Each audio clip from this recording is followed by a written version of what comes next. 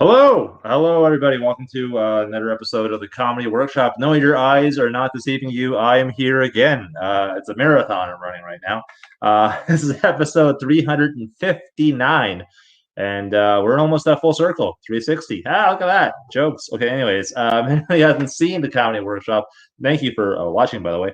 I contacted myself and Kevin, our co-producer, contacted several comedians from all parts of the world, and we give them a random topic, and they have roughly 5 to 7 days to write 3 to 5 minutes on that topic. Then we give them feedback, suggestions, really anything to help add to or improve the joke that they've written.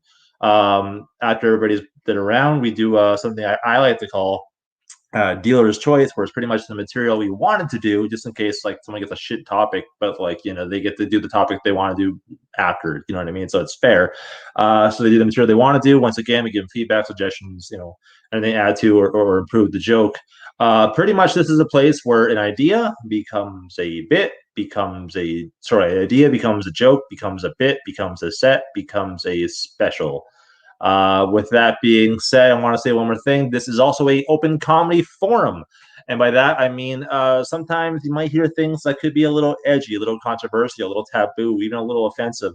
Bear in mind, we are comics. We're artists. We need to figure out what works, what doesn't work. And the only way to do that is by saying it. Now, we also are aware that there are repercussions for every action. So, if someone has any feedback that's a little something that offended anybody who wants to give feedback on the post or here, just do it with the same, finesse to understand that we're comics. So like, hey, I understand what you said here, but this might be offensive to those people, or this might be offensive to this kind of person, etc., etc. With that being said, I'm getting really better. It's so hard at the fucking housekeeping. With that being said, let's introduce the show. So we got Tim Miller, and we have Jeffrey Dahmer.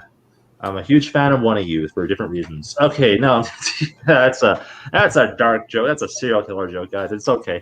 I'm a fan of you too, Tim. Don't worry. So I want to start. One more thing I forgot to mention, folks. I know there's only 3 of us, and so don't feel like obligated. So whenever you see this, it just means you're at 4 minutes. It doesn't. I'm not gonna cut you off or anything. It just lets you know. It's like give you a gauge where you're at in case you want a timer set for rehearsing reasons or whatever. Once you're at 5, I'll do this, and then every minute I'll just do this. So when you're at 10, I'll probably be more passive aggressive. I'm like, but most times we're pretty chill. I don't like confrontation. I just ask most people I don't talk to. So with that being said, I'm gonna start off with my topic, which was a little challenging, but I found ways around it. So my topic, hang on, I gotta do. Here's the thing, guys. I'm producing and hosting at the same time. It's a lot harder than it sounds. I also don't know how to spell these words, so don't be like a freaking grammar Nazi on me if I spell it wrong. But no, I think I know how to spell it now. Wait, hang on. Aha! Fuck you, spell check. I got this. Okay, so my topic was fraudulent charges. And this is what I was able to pull out of my ass. Here we go. So I never bought anything off another person's credit card without permission. Like, I'm a very honest person, but I did once request. The closest I ever came to that was when I requested renting a lot of movies under my dad's account. Which pissed him off because he got this phone call out of nowhere. It's like, hello, Mr. Porteous. Your copies of WrestleMania 7 and 8, as well as My Little Pony, Adventures in Friendship Forest, are ready to pick up.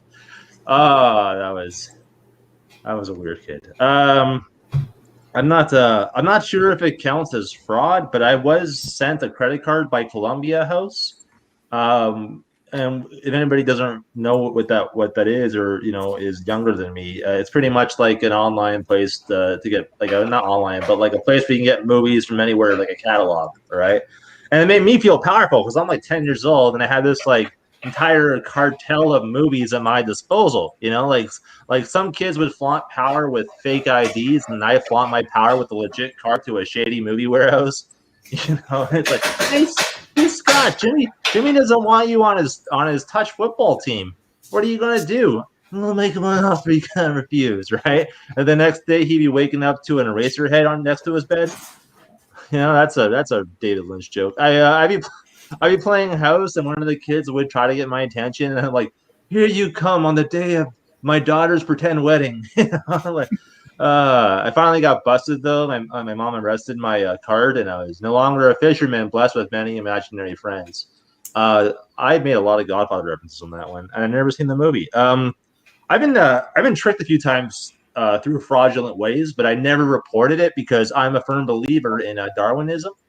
Like if I can laugh at people who crucially injured themselves from planking, then I can't get mad at people who convinced me that I was going to win a free cruise if I gave them my credit card number. Right? Like, even though I should have known that I was being scammed the moment I saw the call display and it said McDonald's, but to each their own. Like, I ended up losing thousands of dollars and I didn't even get a goddamn Happy Meal. Sometimes if someone bought me something with my card, I wouldn't refute it if they bought something cool. Like legit, if it hurts my financial status but improves my street cred, I think that's fair trade. That's how that works, right? I was like, yeah, Mr. Porteous, did you spend $1,800 on a tattoo? I'm like, yeah, that sounds about right. Yeah, right. Though, like, knowing my luck, the agent would probably be like, call me on my bullshit. It's like, oh, really? So, the same person who last month bought Disney Plus soft shoes, padded weights, an annual subscription to Wish My Pain Away magazine, and a basket of gluten-free lubricant got a tattoo. I'm like, all right, fair play. Not to be a dick about it. I hate how I'm easily swindled by frauds too. Like not frauds, but like people who like cons, right? Like I'm smart, but I'm also really not. Like I'm so gullible and naive. Like someone can call me and tell me that my phone wasn't working, and I believe it, right? Like you can knock on my door and convince me to pay a doorbell tax. Like you can literally get me to pay an annual subscription for my trust issues, and that's all I got. Thank you for the lovely golf claps. Any feedback or suggestions or anything? Well, I feel like that Columbia House, like nowadays you would like probably relate it to like Netflix, or like some kid has like instant access to all these movies on Netflix, so they don't really need Columbia House or whatever. Right. Yeah, I feel like I'm an old soul and I don't know what Columbia House is. I was born in 93. Oh, that's adorable. I'm 83. Sorry. I was born in 90 and I barely know. Really? Okay, then I guess I don't know. It was a weird thing because I got a credit card and I shouldn't have. But yeah, no, I totally understand. I know it's an older reference, but like it's one of those nostalgia jokes. So maybe if I say that and then make a reference, like a comparison, that'd probably be better. And it's like right now your N is 2, so like the number of people that are in the room. It's like if you're in a robust room with like 100 people, there's going to be a decent chance that someone's going to know what the fuck what you're talking about. I kind of like got the gist of it. Like I remember all the stuff you could buy in magazines, and you would like get all the weird stuff from magazines. But anyone who's born in the year like 2000 and later is going to be like, what's a magazine? Yeah. Oh, fuck yeah, right? Fuck, I'm old. Jesus, I hate that. I remember getting Nintendo Power. Oh, I remember Nintendo Power. Yeah. And Game Pro. I think I had whatever the PlayStation magazine was. Was it just PS magazine? It's just PS. Yeah. Okay. Cool. Thank you. Anything else? No, I liked it. You're good at speaking. Like you're confident, which is what I've noticed a lot of people have issues with, but you don't. So it's good that you can write stuff down and get it out and come across as confident, clear, and concise about it. So yeah, good job, man. You have no idea how happy I am that you said that, because I mumbled and I've been told I mumble and I'm told I talk too fast for my jokes for the longest fucking time. So if I'm making some like dents in my writing and also confidence, like I am awkward on stage and shy as fuck. So I'm like, oh yeah, I'm confident. I got tattoos all everywhere. Yeah, that's totally. Yeah. I'm the same way. I talk a bit too fast, and if I fuck up something, I feel like it hurts me in my soul, and I'm just like, yeah. But only you know it, but like that's all it takes. Yeah, like I had my roommate videotape me the first time I went up, and I thought I sounded like my voice was cracking. I sounded like a sack of shit, and he was just like, "No, well, you were fine, man. Like you weren't Louis C.K. obviously, but you didn't come across as like the bombing guy." So then I was like, "Okay, good." Right. That's how you know you're a true artist, or just in general. If you don't like your shit, you're on the right track, guys. Yeah, thank you so much. If there's any more feedback, we can go to our next act, which will be Tim. Tim, I don't know your topic, so you let me know before you start. Oh yeah, I had difficulty settings or difficulty levels. That's an interesting one. How does Kevin get his words? I don't know how to get my words. I feel like he even uses like a deeper sense of random.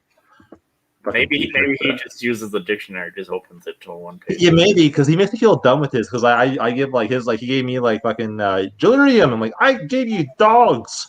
So Yeah. I always feel like there's a contrast between Scott topics and Kevin topics.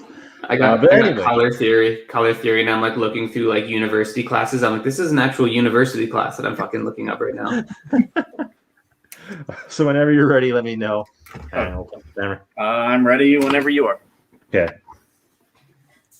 So I feel like my life has like fluctuating levels of difficulty. Like comedy is like kind of at the easy level. I guess I'm okay at that. We'll find out. Coming up with ideas is also easy. Actually executing those ideas is like on the hard difficulty. I can never execute anything. My driving's probably at like the middle. I'm not like a great driver, but I've also never been in a crash that was my fault. Like I've been in one crash in my life and it was somebody else's fault. So I feel good about that. But probably the hardest difficulty setting in my life is probably romance and love. I'm just not great at that. Like never had a real girlfriend. I had one for like half an hour once when I was like 11. That's about it. Every crush I had like went nowhere, so I'm kind of like the king of unrequited crushes. Every date I've gone on didn't lead to a second date. I didn't have my first kiss till I was like 22, and it was a little like toothy, so it wasn't the best kiss. I also didn't lose my virginity till I was like almost 25. It was right before my 25th birthday, and it was to Craig's prostitute I met on Craigslist for $40. So oh shit, that's a good deal. She was going to charge me $50, and I talked her down to 40. And Sorry. Yeah. I mean, She did know it was my birthday. I think. Yeah. Okay. I posted an ad on Craigslist looking for somebody, and then I paid somebody to take my virginity. Okay, you did the reverse. You didn't find one. You went, "Hey, here I am. Yeah, come at me." Okay, I just want to apologize. I know this is your set, so I didn't mean. I felt like it was so organic. I'm so sorry. So we'll do this after. Go ahead. Keep it. Oh, okay. Yeah, so I guess I can tell you about my first girlfriend. Like I was 10 or 11. My sister had some friends over. One of them I actually had like a crush on at the time. And she kind of just says, I think jokingly, something about how we're dating now, and I being awkward, as you can probably tell. I kind of disagree with her, so we like date for like 20 minutes, and then she like breaks up with me because I'm not paying attention to her. So I go back to playing with my Star Wars action figures and not paying attention because I was 10. Actually, I did match with her recently on a dating app. But I messaged her. She never messaged me back. So maybe in 20 years we'll like figure this out and we'll actually get something done.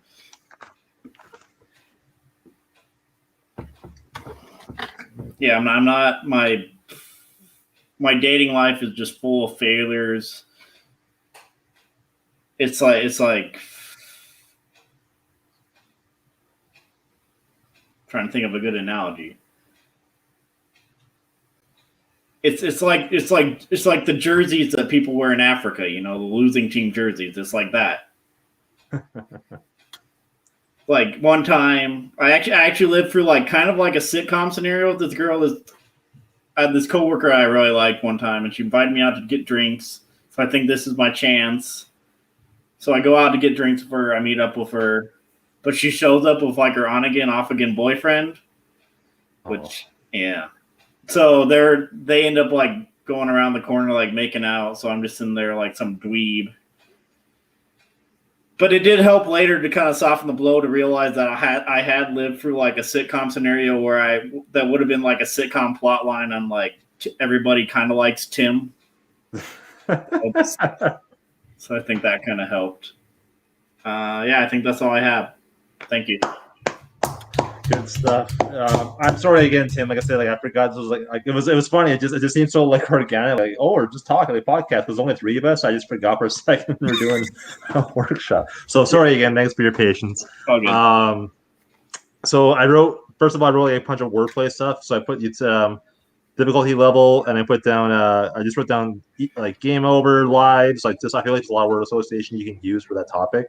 And like for example, like how in video games when time starts running out, shit goes a lot faster. So you can kind of make a procrastination joke or something like that. When you said when you said I got into one crash, but it wasn't my fault, so I felt good about that. I felt like there's so much you can do so much with that. Like I killed someone, it wasn't my fault, so I don't feel guilty. You know what I mean? I feel like there's a lot you can go with the whole concept of just feeling good. It wasn't my fault. Like when I found out, like for me, I found out when my teeth are fucked up and they're just naturally crooked. I was relieved to know that it wasn't my fault. It was just genetics. So I totally I get that, and I love that whole concept. I feel like there's a lot you can do there. It could be like, it wasn't my fault. It was the ICE's fault. Rest in peace, 2011 class of whatever school, just to like add some darkness to it. Something like someone died. Yeah. Depending on your comfort level and how dark, because like some people like different things. So I'm aware of that because I made that mistake once. I told something really dark to somebody, and they're like, "Oh, you're totally clean. I'm so sorry." Like, what do I mean? Like, my bad, because everybody has different styles. So I have nerd stuff, right? So I put down romance and love is like you're like talking about the difficulty level, and I put like romance and love is like Mega Man 2 level of difficulty. You know what I mean? Like, I don't know how niche that is. I just know that from what I hear, the Mega Man 2 is one of the harder fucking old school games. I love you lost your virginity. Yeah, you talked about how your first kiss was 22 or 23 and it was a little toothy. I feel like that's a good callback for I lost my virginity at 25 and it was a little toothy. You know what I mean? Yeah. Or like you can say the Craigslist thing and then say it was a little toothy. You know what I mean? Like kind of has an extra little punch there. I also love the idea that you haggled fucking prostitute. I think that's a funny concept. I really do. I feel like I don't know. If you can go dive more into that, that'd be great. You're talking about. I think you said something about your sister's friend had a crush on her. Mm-hmm. And you said you're playing with your Star Wars. I don't know. Like I said, once again, comfort thing. But I feel like you can totally make sort of like reference towards kissing Princess Leia. Just because I know it doesn't have to be true, but just Star Wars, right? Yeah. And then I wrote down a one-liner for you about like you said you don't know how to analogy to give. It's like I don't have game, I have game over. Oh, there we go. And that's all I got. And good stuff. Yeah, I like the everybody kind of likes Timbit. Now I'm thinking of Timbits. Fuck Tim Hortons. But I like that everybody loves Timbit because like most people our age and younger will know everybody loves Raymond, and it's clear that in that situation, your position, you're like this guy that's like agreeable and nice, so that like everybody loves Timbit definitely has legs and room to grow. That game over tag is also good. I like that. Apart from that, I mean, just a little bit more confidence with like how you're rolling. I mean, you seem a little like just a little soft, which is totally normal. But yeah, it's happened to me and I've seen it happen to people. And if you don't go up there with like thinking you're 10 feet tall and have like an iron cock, it'll be a lot harder to get laughs out of people. So if you're going to talk about how like shitty things that have happened to you or things that are like jokes at your expense, like make sure that you know that they're jokes at your expense and you're in on the joke, not with everybody else and the joke's like about you. You know what I mean? You want to avoid the ahs. I know that much. I fucking hate getting the ahs. You want to make sure like it's funnier than it is sadder. Yeah. Because that's a comfortable feeling when you're like, oh, like fuck, damn it. I'd just get booed. Okay. Good stuff again. You have a lot of legs with that difficulty levels concept. I really think that's a great premise.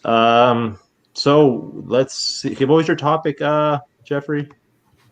Color theory. Fuck.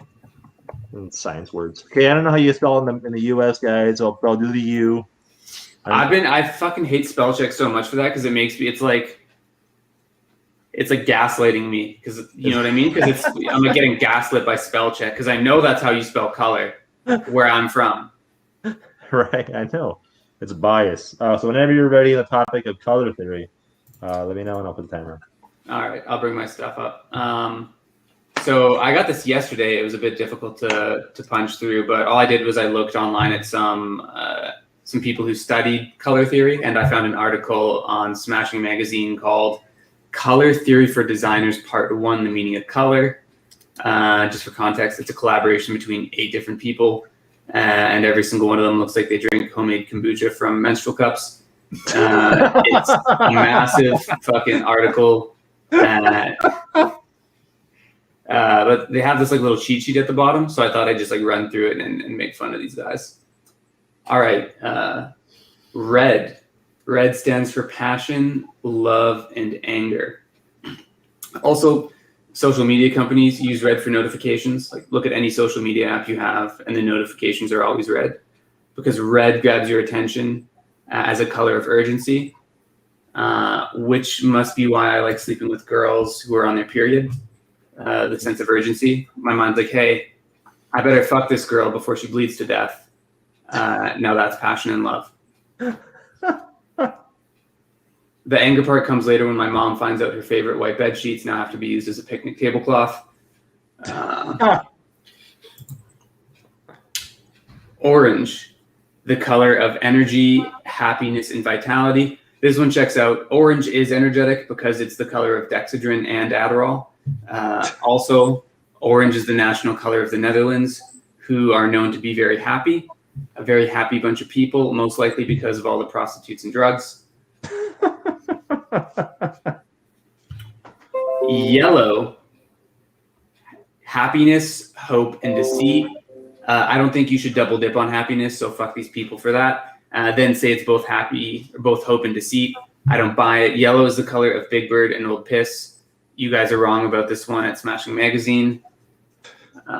Green is about new beginnings, abundance, and nature. Green is only about new beginnings. If you smoke so much of it, you forget your entire past.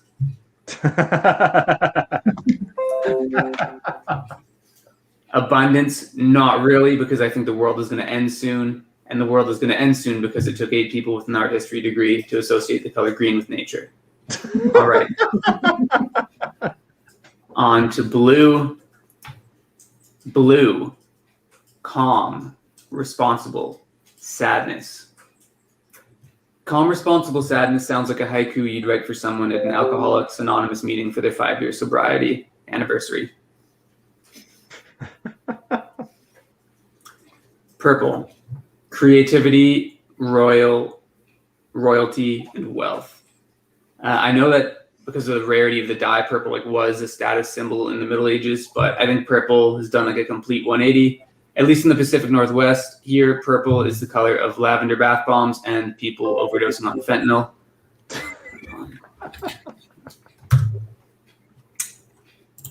Black. I think black,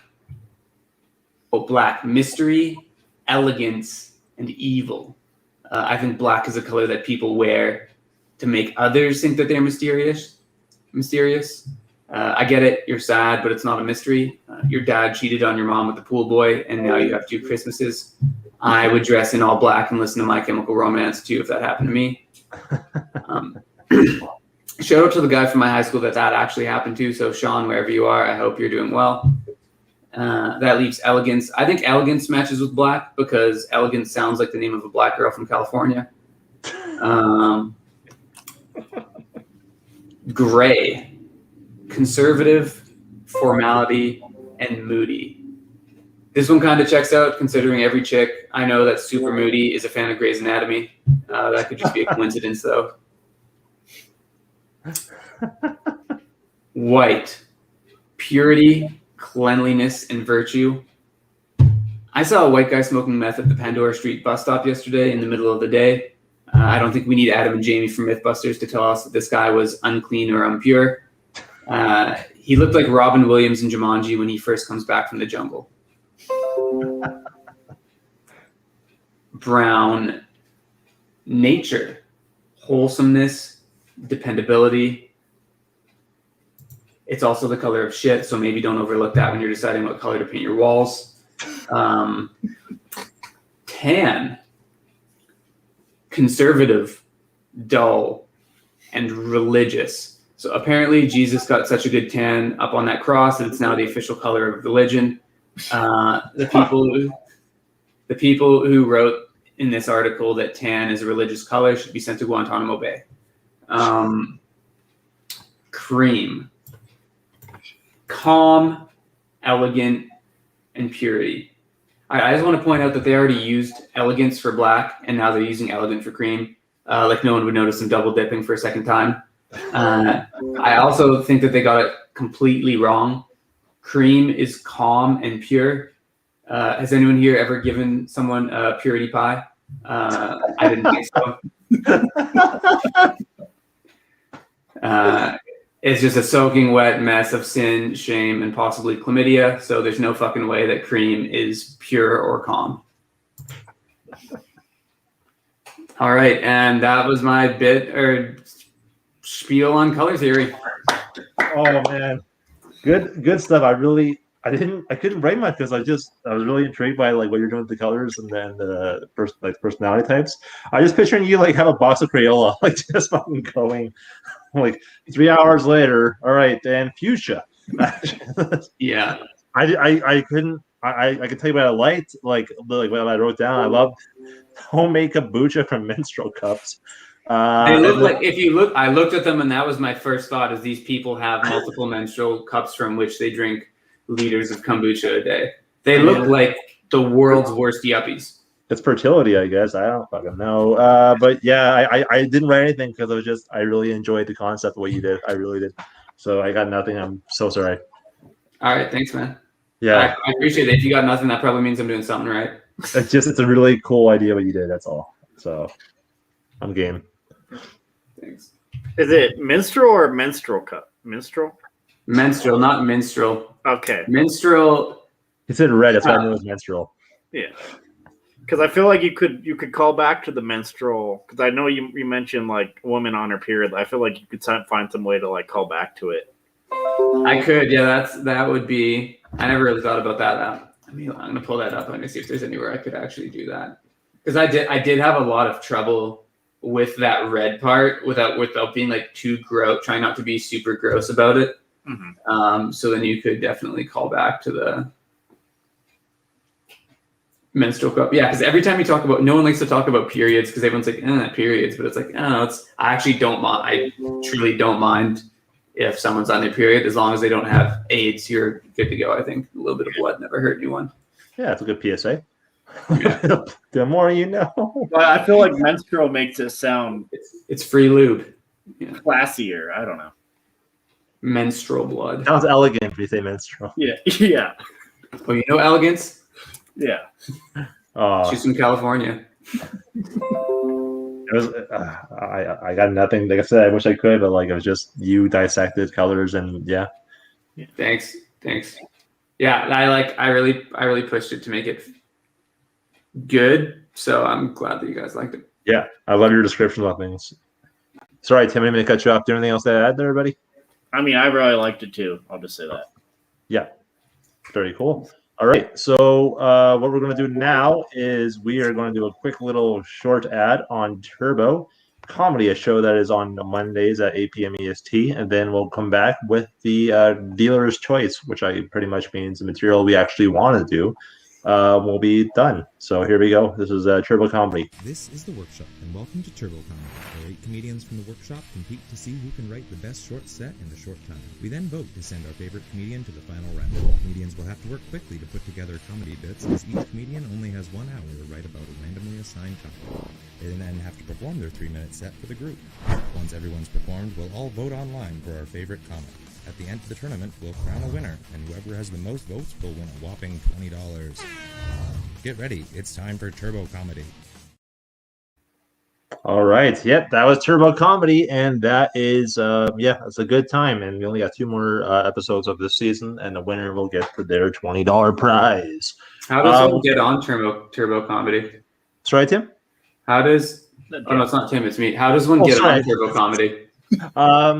You just message me and I'll put you on a list because we have season 3 coming up. I still don't know I'm still trying to figure out the right platform I want to run it with. Like, I don't know if I want to do it bi-monthly or monthly because we don't get funding, so the money's gonna be out of our pocket. So $20 a month adds up. So I might do either monthly and then make it 10 or bi-monthly do it 20. But like, yeah, for terms of for future ones, just contact me and I'll put you on a list and then we'll go from there, kind of thing. You could always do a pool where like everyone throws in $5 and the winner takes whatever. Asking comics for money, it's very well, especially because they're voting for they vote, the comics vote, and they can't vote for themselves. So I can't. It incentivizes them to be funny though, right? So that means like, okay, now I have to work a little bit harder to make my jokes funnier because there's $100 on the line. It's just it's not for everyone. It's a cool idea, but like it's especially now it's hard to do something like that. Like even like I kind of wanted I kind of would like. I'm not gonna like ask for money, but I want to give the option if people want to. Because like for example, my fucking podcast where I spent like almost $1,000, and like workshop related stuff, like where we pay like our Q&A sometimes when we have it, or like the prize and shit like that. It's all money from us, like me, Kevin, and myself. So is he based out of Calgary too? No, he's in Seattle. I don't know. Majority of the people on here I never met, and I love that. So yeah. We are in different parts of the world for sure. So I'll do my So I guess I'll do my topic because Tim inspired me to talk about my awkward sexual stories. Don't take that. I didn't mean to come as an insult. Sorry, Tim. I just meant because you talked about the. Yeah, all right, you cool, dog.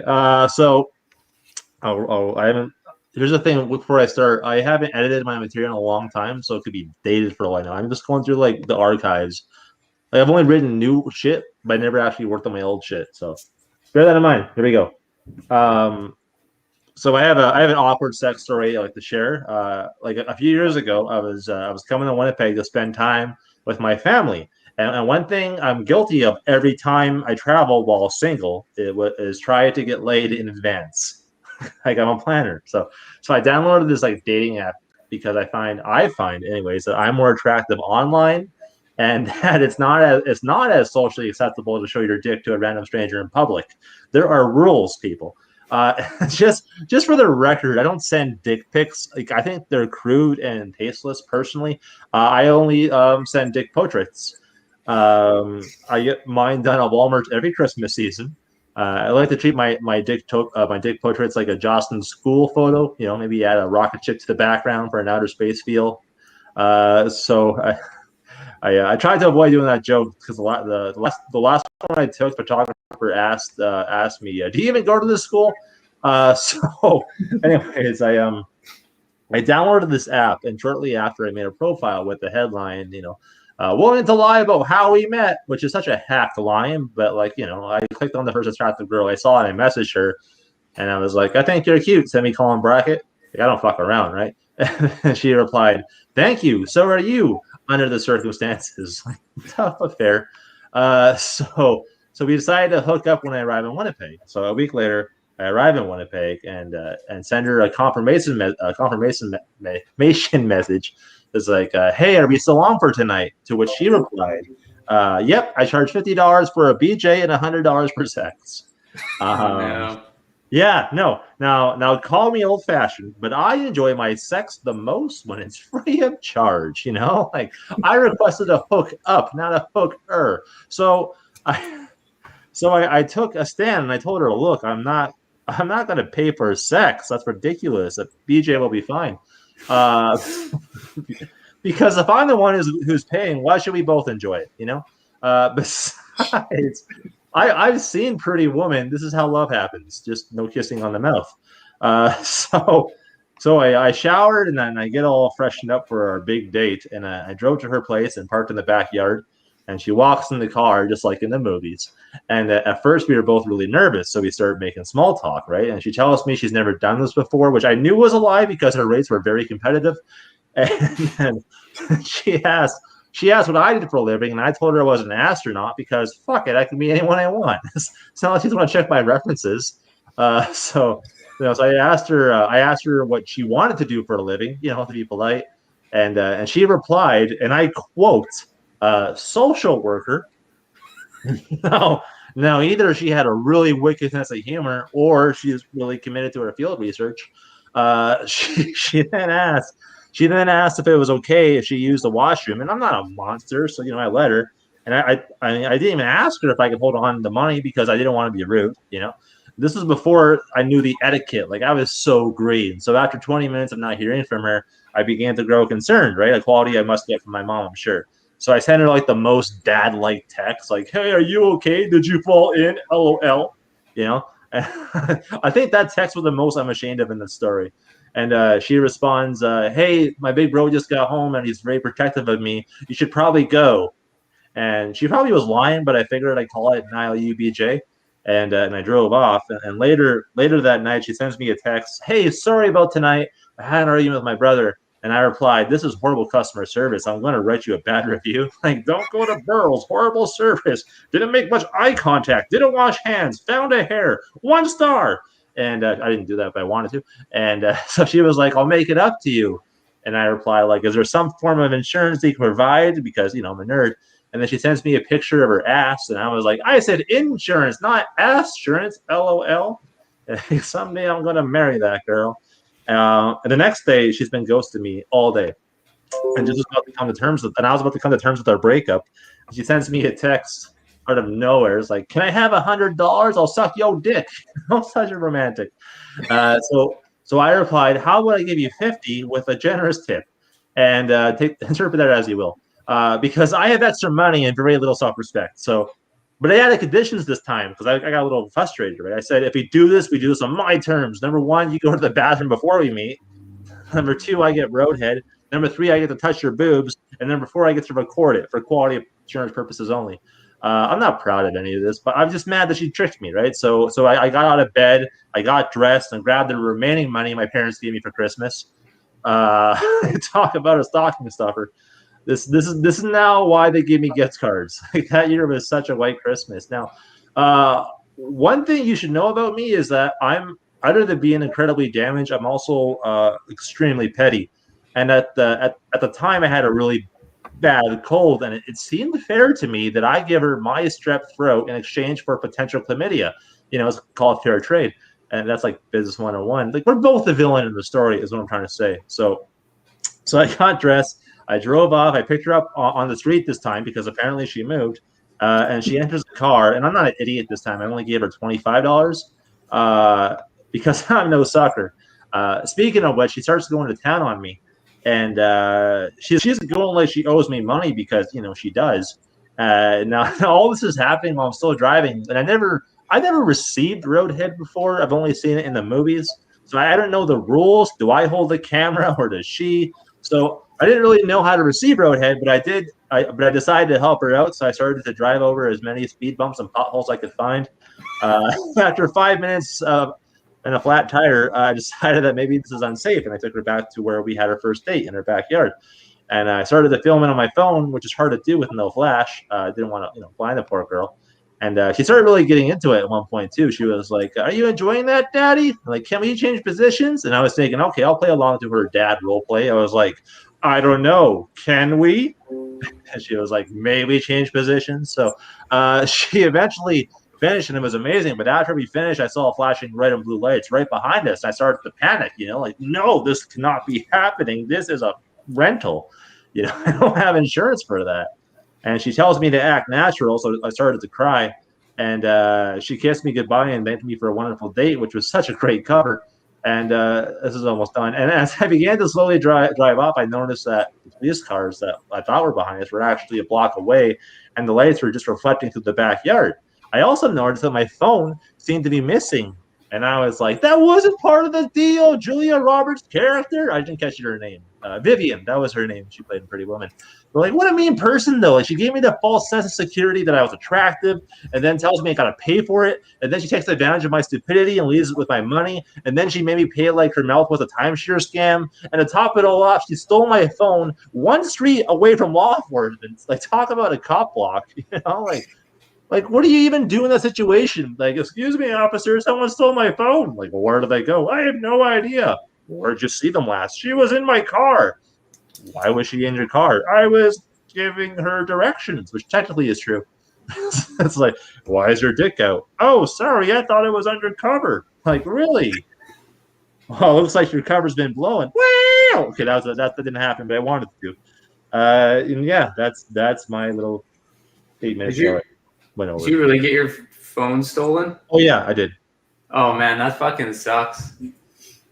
Well, I mean, it was a tough situation to be in. For both of us, we were both the villain in that whole story. So Tim, I'm just letting you know, you're not alone.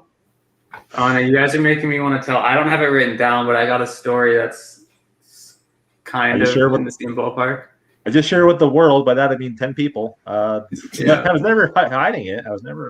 I'm just not proud of it, but I'm not ashamed of it. It's just something that happened. But yeah, that's my story. I want to make that like that's why I try to put jokes in between. It's a long fucking story. So I'd love to get any feedback or what you guys think. I mean, you keep the momentum. There's some you keep the momentum. I don't write anything down because I'm a lazy fuck. But there's some spots where you keep the momentum better than others. There are definitely some spots there where you're like, holy, like that's fucking hilarious. Let's go. Some spots it teeters out a bit. But that's just to be expected. Like, you can't have zingers the whole way through a fucking 8-minute bit. Like, what do you want? It's like you can't ride the lightning. None of us here are Dave Chappelle. But I think it's a funny concept, getting your phone stolen from a backyard hooker in Winnipeg. Like, if you put it in like those, there's like different terms you can put it in that make it hilarious. But it's definitely a funny concept. If there's places you can, if it's too long of a story, I would definitely, if you feel it's too long of a story, like that's how long hard to trim the fat because a lot of that shit. Sorry, I mean, but like it's hard to trim the fat because a lot of that shit is true. Like, she said she wanted to be a social worker. That was fucking 100% true. Yeah. I didn't know she was at the time, but I was already pot committed. It's like, all right, well, this is how it works. I guess I'm already in now. Like, it just all these things actually happen. I did give her my money because I wanted her to trust me, and then she went to the wash. Like, I'm like, all this is true, and some of it's not as funny as others, but it's just so much to. I did take it from my Christmas. Like, when I said that joke about how I took the rest of the money my parents gave me for Christmas. That's fucking true as well. I used the money my parents gave me for Christmas to pay for a BJ. So yeah. How old were you? Sorry? How old were you? Oh God, I wish I was younger, but I think I was, I want to say 30, 29 or 30 maybe. Okay. That's not too bad. I feel like my first time. Not my last. Your age, I feel like that is something. It might add to the story a little bit, I think. Yeah. Well, I was not. Yeah, maybe. You could end it too with like. So that's how my week went. Like, yeah. Well, I was trying to think of a punch, and that was all I could think of. Was a fucking like that little pun with the cop. Like, it looks like your cover's been blown. Like, wow. But I know it's a fucking dated fucking reference. But that's just like kind of like a default for now, I guess. Yeah. Oh, that's good. I liked it. I got a dip at 8 o'clock though, so I don't know if you want to go next. I was just gonna. I don't even have it written down. It's just a story about a girl that I matched with on Tinder. I'm just gonna like spitball it. All right. Yeah. So I matched with this girl on Tinder, and we decided to meet at a school. I was like maybe 24. She was 20, and like as soon as I met up with her, I could tell she wasn't actually 20. Not by the way she looked, because it was dark out. I could see her shoes lighting up from like 100 yards away. So we started walking back to my place, and she kept looking really perplexed. She was looking around, and I thought she was scared at first. And I was like, "Hey, are you okay? Is something up?" And she's like, No, I just really recognize your neighborhood. And I was like, "Okay. How?" And she had no idea. She's like, "I don't know, but it's gonna come to me." About 5 minutes later, she like pipes up and she's like, "Holy fuck, I've got it! This is I know Fairfield. This is where I go trick or treating." And then, yeah, I swear to God, this is true. And then I was like, oh my God, how old are you actually? And then all of a sudden it's like we're in Madison fucking Square Garden or Times Square on New Year's Eve. She's just like 20, 19, 18, 17, 16. And she was 16 years old. Oh. And yeah, I was like, okay, I'll see you later. And I definitely, for legal purposes that are being filmed, did not have sex with a 16-year-old when I was 24. Oh man, holy shit. Okay, so when you said that, I was literally writing, I recognized your hood, and like, and I was writing down like this where you were trick-or-treating, and then you said it like, holy fuck. She said that too. Like, I'm not like, I was like, oh, you go trick-or-treating in my neighborhood. That's fucked up. I remember, okay, the Times Square joke I love, by the way. That's fucking clever. 1980.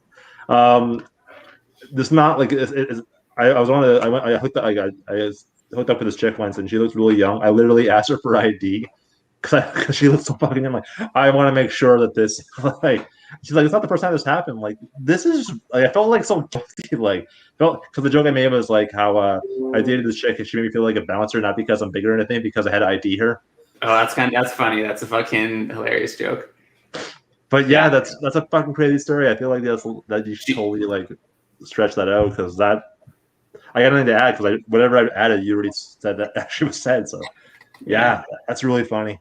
Yeah, she was using all her sister's stuff, and I actually ended up meeting her sister and then hooking up with her older sister too, who was like the actual 20-year-old. And I was like, oh man. Did you like gave her candy on the way out? You said no, she was like a hardy 16-year-old. Like, she was like kicked out of school. Her mother was dying of brain cancer, and she had to look after her sister. She was like one of those like 30-year-old 16-year-olds who was like smoked, and she was like I was like that too, though. I was a shitty little 16-year-old kid who like got into a lot of trouble. So I know what it was like. Speaking of IDs, I ID'd this one right here, but it was she's Colombian, but so I couldn't read anything, so I was like, I hope you're telling me the truth. Like, roll the dice. Come on, 19. Yeah, I don't speak. Yeah, what is 19 in Spanish? And I'm like, fuck, I can only get to 5. So. Or like you try to like get drinks. Like, hey, what do you want to do? Like, let's buy lottery tickets. Let's get something. I mean, like, I think it would be actually half the whole idea. I had a bit about, I forget what it was too, and it was like how, like a young test, and it was like, do you know? Fuck, how did that bit go? It was like how to like test people if they were girls, if they were young. Like, tell me what a skip it is, and just a bunch of random stuff that like only people who were born in like the 90s would know. Okay, that's funny. Yeah, I don't remember how good it's been a fucking while since I've looked at it in my Evernote chest of old things I haven't really used, but like I've never told that story before. I had at one point written it down, and it just sort of sat there. But it was a funny sex story. It's a funny concept with the story. Like the story you had now is, I'm sure you have a lot more, but like that was, I think you should work on that, because that's fucking funny. Mm-hmm. Thanks, man. Tim? Yeah, I liked it. I feel like definitely more detail. I feel like because obviously you put it together like last minute, just coming up with it. But yeah, I feel like we add more. The way I think I wrote it down, though, I like a quick succession of laughter, so I don't like having a lot of dead time. Mm-hmm. Just for me mentally, there's nothing wrong with dead time, but I like constantly need there to be like zing, 15 seconds, zing. Like, sure. That's noise is kind of thing. Like, they're doing. Yeah, I need that feedback of it going. So I know that like that story has 3 punchlines. It's the light up shoes, the Halloween, and the Times Square. Oh, that Times Square one's so solid. Thanks, because I think I told it to someone like 3 or 4 years ago, and that was like the part they didn't get it. They're like, I don't get it. She just counted down backwards from 20, and I was like, it's a good joke to people who are of average pop culture references. Who know? I'm not saying intelligence. It's not be rude, but like it's a common thing. It's not like a niche joke. It will do well. Yeah. Thanks, man. Yeah, good stuff. Thank you. Okay, let's see if we can get Tim set in so he has some feedback from Jeffrey before he goes. if you have a little bit of time. If not, no worries. So, Tim, whenever you're ready, let me know, and we'll put the timer on. Okay, I'm ready whenever you're. Okay. So I'm not really impressed by the lyrics. Hungry like a wolf. I don't feel like wolves are that hungry. Like they hunt in packs. They're like always have the pack around. Like they can just go hunting whenever they want. Just kill whatever. Just eat whenever they want. And plus, they're always eating like grandmas and pigs, and I feel like that's just really filthy for them. So now, if the lyric had been "hungry like an African child," now that I would be impressed with. Because those guys are actually fucking hungry, you know. Except that doesn't make the best like song, like "hungry like an that's not the best song title. Like maybe they could call it like Africa 2, like get those Toto fans. I don't know. Speaking of bad lyrics, like there's a song by The Break called like "Break Even" by The Script, and one of the lyrics is "the best part of me was always you," which is like one of the stupidest fucking lyrics. And this exists in the same universe as that "Shot, Shot, Shot" song, and I think this is an even stupider lyric than that. I mean, whoever wrote that just needs to like work on their self-esteem. Because this is coming from a guy who is like sub-zero self-esteem. Like my self-esteem is so low I could like freeze like a Coca-Cola glass on my chest. It's that low. I don't really want to blame being a middle child, but also I think my self-esteem comes from the fact that I was never chosen to be a Jedi Knight or a wizard as a kid. Or even like a traveler from like the Pendragon. I don't know if anybody's read the Pendragon books, but the travelers from those books, I couldn't even get chosen as like a third tier like adventurer person. No, I don't know. I posted that thought online, and somebody posted like the lyric, "The best part of me is always whiskey," which I feel like is a good fucking. That's like what the lyric should have been. But really, the best part of you is you. Like, okay, actually, that's not the best part of me. Maybe, but my best part of me is like my middle finger. I think. It's like just so versatile, you know. You can like angry or like kind of like mischievous, like that. Or you can like curse God with it. Which actually, I think that might be the source of the like. When I was 13 years old, I was losing a game of like NCAA football, like 2005 or whatever. And so I got really mad and I flipped off God. So I think you guys can blame me for everything that's happened every bad thing that's happened in the last like 13 years, you know, like the Trump presidency, like that aborted 2012 apocalypse. That's probably my fault. And the sequels trilogy to Star Wars, I think those are all my fault because I flipped off God one time and I think I made him angry. So I think that's all I had. Thanks, guys. All right, good stuff. I'm going to give it to Jeffrey to get some commentary because I know he has a jet soon. Yeah, I like the different ways you could take it with, or you're taking it with God. You could also get gross and maybe you can stick in someone's bum or something like that, or like poke someone in the eye. There's a bunch of different things you could say, or different places you could take that. Yeah, and maybe just back to like it's like it sounds like you're like not 100% confident in what you're saying. So that's just something I would say, like try and when I did my very first set, I thought I was going to shit my pants, but I had like rehearsed it for 6 months. So I had everything like imbued in the back of my mind. So if you want to murder it and you're getting up somewhere and you have like, this is your like boxed in good material, maybe just like burn it into your brain. Cause like you're saying things that are funny, but it doesn't seem that you're saying them with as much confidence that you could, which would make it more funny. You know what I mean? Yeah. I feel like I probably just haven't rehearsed this stuff enough. Yeah. Same thing with me, man. I feel like, and then it like trickles once it like starts to slide, you're like, okay, I lose it so fast and it sucks. And it's difficult to do. So yeah, just keep on keeping on. And if you see something you like and you're like this is getting laughs, like burn what parts of it get a laugh into your brain so that you can like figure out, okay, this is where like I need to pause, which I need to work on. I don't pause. People laugh. I just keep on fucking talking like I'm reading a book. Like I'm Helen Keller. Nobody else can hear. I can't hear what other people, if anyone's laughing or not. I just go through and steamroll because I want to get through my shit. But yeah, I like it. I like what you're doing, and yeah, keep it up, man. Thank you. Awesome, great feedback. I agree with the confidence thing. I also, it's like even though you're doing like I guess I mean after you do it for a while, you sort of just start editing your set without even realizing it. Like you said, like you as you're saying it, you like, oh, they didn't go well, so I'm gonna take that out later and work on that. Like, so yeah, no, very good feedback. I also feel like okay, so you said hungry like the starving. I feel like first of all that might like, I'm not open forum, but that someone might get offended on that word. But what you can say that's sort of like the same, but also not so much offensive, but it's also I won't say cliche, but like it's kind of like I mean I do it too, but like people make Catholic priest sex joke, you know what I mean? Like it's been done, like said so many times, but there's a way you can say it maybe so it's a little bit different. So like hungry like a third world child.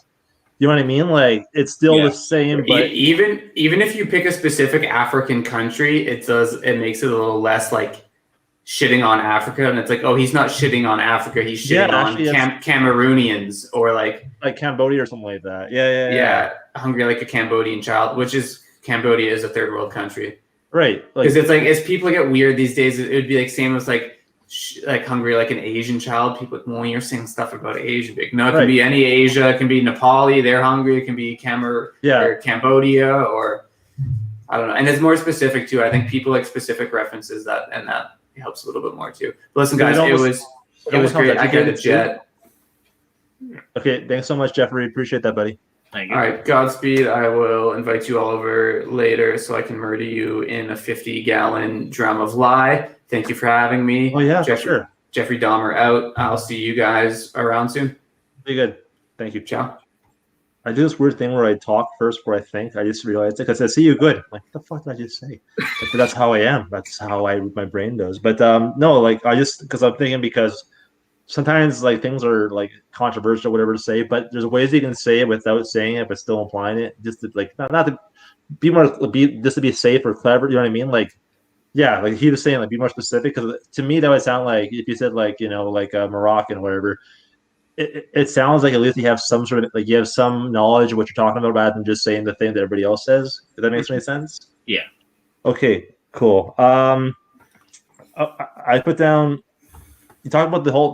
We did the whole shots thing. I was like, work on your self-esteem. I put down like work on your self-esteem and attention span. Because the song that just says shot.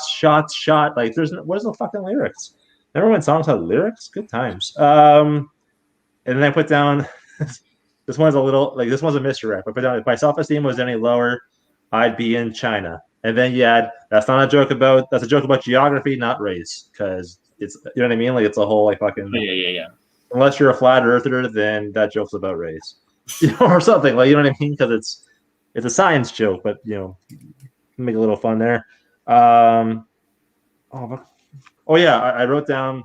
You're talking about how like you curse God and then cause all these things. I feel like what other blasphemous things that you did that would cause prophecies? Like it wasn't like Nostradamus predicted like in sometime in the future some kid's gonna lose a football game and he's gonna cause you know what I mean? I feel like there's something you can play with that. Like I love the idea of you being prophesized, but like in weirdest ways.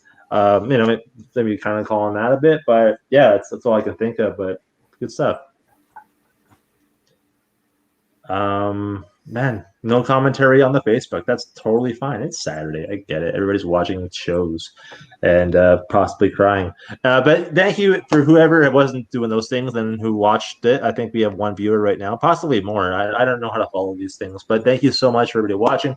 Before we Mr. Dahmer didn't give any social media, but we can still do that.